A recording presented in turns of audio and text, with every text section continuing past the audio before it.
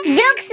Mummy ने पिंटू से mobile को लेकर कही ऐसी बात, सुनकर खिलखिलाकर हंसेंगे आप।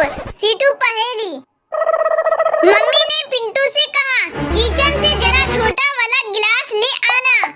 पिंटू, मुझे यहाँ पर कहीं भी गिलास दिखाई नहीं दे रहा है। मम्मी, चूल्हा दिखाई दे रहा है। पिंटू, हाँ। मम्मी, अब एक काम कर, चूल्हा जला और उसके ऊपर अपना मोबाइल रख दे, तब दिखेगी गिलास। मम्मी, पिंटू तुम्हारे रिजल्ट का क्या हुआ? पिंटू, मास्टर जी ने कहा है कि एक और साल इसी क्लास में पढ़ना है। मम्मी, शाबाश, चाहे 2-3 साल और लग जाए लेकिन फेल मत होना। माँ, बेटा पेपर कैसा गया? बेटा, पहला सवाल छूट